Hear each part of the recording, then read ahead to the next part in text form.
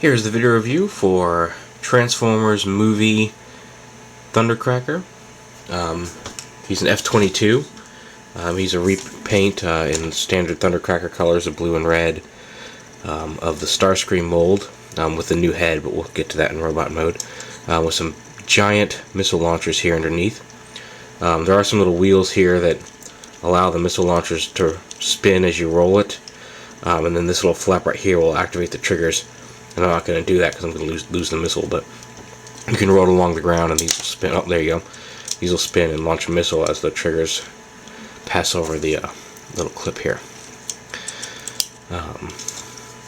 He says from the top he looks like a pretty decent representation of an F-22 aside from the giant missiles. Underneath he's got a lot of kibble, which is a minor complaint. I picked him up and I've got a G1 painted, the Target exclusive version of this mold that was painted up to look like Generation 1 Starscream, mostly in anticipation of the Skywarp mold that's coming out as part of the Revenge of the Fallen line. So I can have all three of them in the same mold in their G1 colors, because I'm kind of a freak about that. Like, if there's just two available, I won't buy any of them, but if all three of them are available, I'll get them. Because Starscream, Skywarp, and Thundercracker are pretty much a team as far as I'm concerned. Well, I will buy Starscream by himself, but I won't buy Thundercracker without Skywarp. It's OCD, I guess. Anyway, enough about me and my mental issues. Thundercracker. Let's start off transformation. We're going to pop this off. Just pull his arms out a little bit off the pegs. You want to try to be careful not to hit those triggers, or you will have missiles flying everywhere. One of the first things I do too is these little tabs that activate the triggers. I flip those back to deactivate them, so that way I don't accidentally spin it and set off the missile. Now you can see how the wheel turns and spins it while I'm transforming him. Also, I am a little sick, so if I'm a little, and I'm on cough syrup, so if I'm a little loopy, there you go. Next, you want to take this piece, cockpit piece, and take it up and flip it just like that. Put it right up there for right now. And then you want to detach the wings here and flip this piece down, and this whole assembly slides up and apart like this, and that's going to form his chest. Now the instructions say to flip these around and leave them sitting up like this, kind of like that in robot mode, and I think that looks a little silly, so I usually take these and I go ahead and tuck them all the way down so they sit. Actually, you want to go over this piece like that,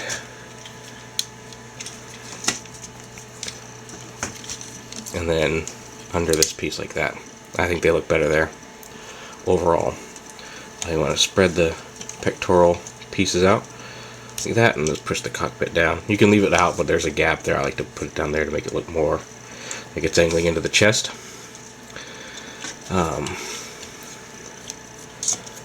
Then the legs around the bottom here. I'll pull these up. And the leg transformation, despite the fact that I think the legs look a little silly, I love the way they transform. You open them up, then you open up this panel, and basically what you do is you pull them out and flip them down and around. Open up this knee panel here, flip them down and around right back into that casing, and close that up. And we're going to do the same over here. We're going to open up this panel, pull it up, extend the leg, flip it down. You see there's a little tab here on the leg that tabs into a slot there, so just push it, or open up the knee panel right there, push it in until it clicks, and then open the legs out like that. And then the lower part of the leg you want to turn. I usually bend it back one click, forward one click, and then do the feet. You can have them so they angle. Actually, that's how I do it. I pull this forward one click, this back a couple clicks, and then forward on this bottom half one click, and then his feet right there. So again, take a leg, forward one click there, rotate that back two clicks there, forward one click, and flip the foot up. And I think that's the best position for him. Then you want to take these side panels here and flip them off to the side like this. Keep the arms out to the side here too as well, because basically these wing panels here, you're going to fold them in half and flip them back like that. You can even flip this back and about halfway down, then flip the panel up when you're about halfway there and flip it down. And then these I lay flat in between there. Just take it, rotate it down, lay it right in between there. Turn its head around, and then this piece you want to flip this up. That's going to form a peg that pegs right there into a hole on his back. And then after that, it's just a matter of positioning the arms however you wish and shooting missiles across the room. Let me get that.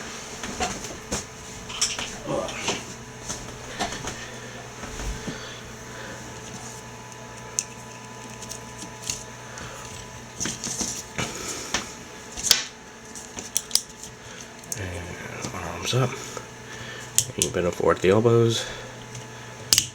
And there you have Thundercracker in robot mode. He's also got some little claws here on these hands.